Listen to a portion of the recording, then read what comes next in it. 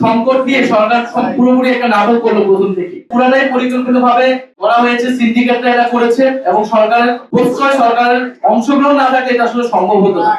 আমাদের বিভিন্ন এখন কথা চলমান আছে অনেকের সাথেই।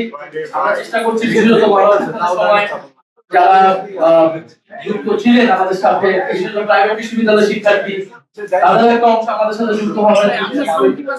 আর যেটা বললেন জ্বালানি তেলের দাম বৃদ্ধি, এই তেল সংকট দিয়ে সরকার পুরোপুরি একটা নাটক করলো প্রথম থেকে। সরকার বারবার বলেছে, সংসদে বলেছে যে তেলের মজুদ দিয়ে কোনো ধরনের সমস্যা নাই, তেল পর্যাপ্ত পরিমাণ মজুদ আছে। তারপর দেখবেন আপনার বার কাউন্সিলের ইলেকশন, তেল সংকটের কারণেই দেখি এটা বন্ধ করে দেওয়া হলো। এবং আপনার পাম্পগুলোতে গেলে আমরা দেখি দীর্ঘ লাইন, বলে একটা কৃত্রিম সংকট তৈরি করে, মানুষের একটা ভোগান্তি তৈরি করে, তারপরে দামটা বৃদ্ধি করা হলো। কারণ মানুষের কাছে এখন অপশন দুইটা, যে সে তেলের পাম্পে দাঁড়িয়ে থাকবে, লাইন ঘন্টার পর ঘন্টা তেল পাবে না।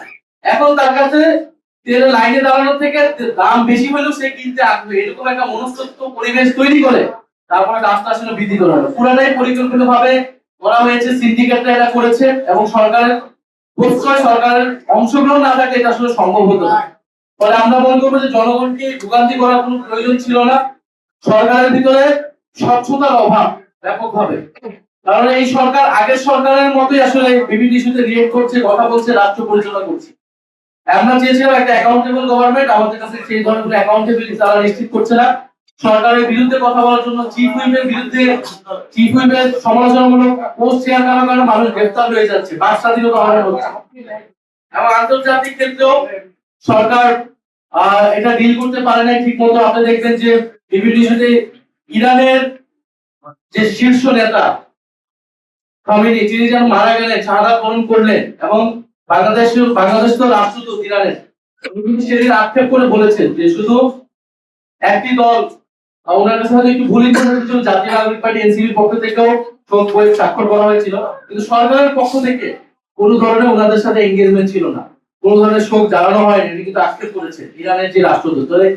ফলে কূটনৈতিক জায়গায় তো সরকার পুরো ভারসাম্যমূলক কূটনৈতিক গ্রহণ করছে বলে আমাদের কাছে মনে হচ্ছে।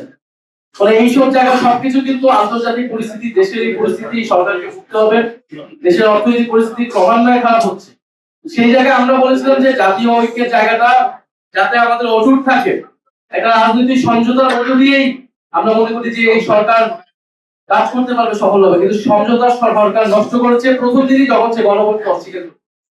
ফলে গণভোটকে অস্বীকার করে আমাদের পক্ষেও সুযোগ নেই সরকারের সাথে সহযোগিতামূলক ভাবে কাজ করে।